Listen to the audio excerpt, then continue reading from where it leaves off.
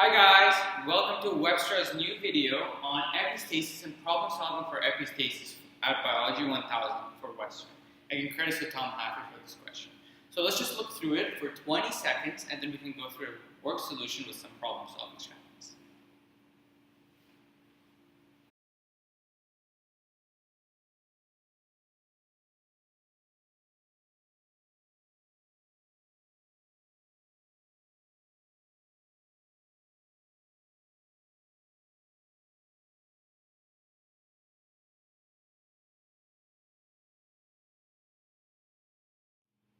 Hi everyone, welcome to part 2 of the video on epistasis and problem solving for epistasis questions. So, as we saw right now in the question, we have weird ratios. That's the first thing that we notice. We see 9 disc, 6 ball, and 1 elongated. And then the question is asking us, okay, what is the phenotype, not genotype, they're giving us a characteristic when we have capital D, lowercase z, where D equals this and Z equals a T. So for that, we are really unsure. Well, why?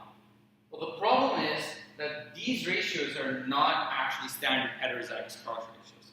These ratios indicate what we call epistasis. So when some genes are dependent on each other, and that dependence or that interconnection between certain genes can actually change the ratios. So epistasis in general is just the independence. So how do we go through this question? Well, it's actually not as bad as it looks.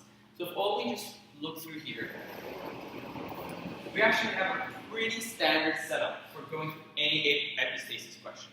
So I just use A's just in general because that's what you're going to be encountering in the exam, right? So for any heterozygous cross, that hybrid, of course, these are the ratios you expect, 9, 3, 3, 1.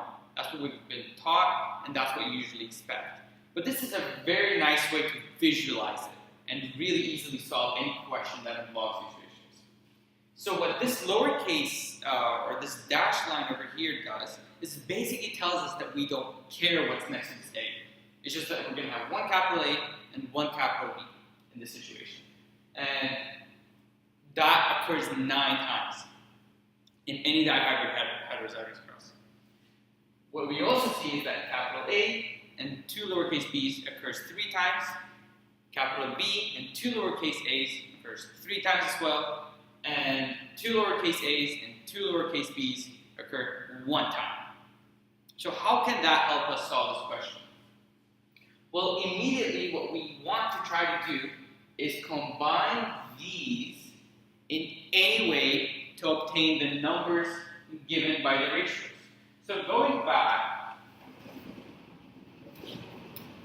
we have 9 disc, 6 ball, and 1 elongated.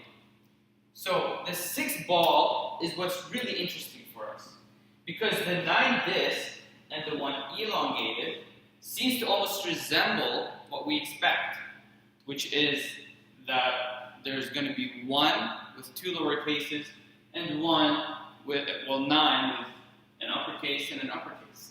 So what immediately we notice based on this diagram over here is that these center genotypes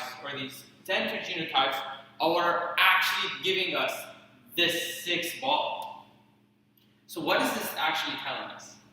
Well, this is basically saying that when we have a dominant, or we're not too sure, dominant A or dominant B, or capital A or capital B, or 2 recessive A's or 2 recessive B's, we're immediately going to get ball. And so how do we solve this question? Well, let's look at the one that was given to us right over here. We have D, capital D, Z, Z. What does that resemble? Well, we can see here that we can actually just do this. And we can see here that these Z's kind of resemble this over here.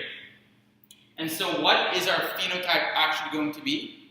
It's going to be ball as well. All we had to do is just lay out this beautiful row system and just compare each row with the desired product. We know what we want to get, we know what we have, and the rest is so easy. That's generally just a setup for any epistasis question. You can have an epistasis question where you have 4 ball. So if you had 4 ball, you probably want to combine it in this way. Maybe try combining these 2. That could give you 4. Maybe you can combine this genotype and this genotype to have interdependence on each other. That would also give you 4. And that's up to you for the exam to experiment with. But what epistasis tells you is there's going to be a mix of genotypes that give you 1 phenotype. And that's all. Thank you very much, and stay tuned for part 3 of the video, where we're going into more depth about epistasis, about heterozygous crosses in general, and about some of these inheritance problems.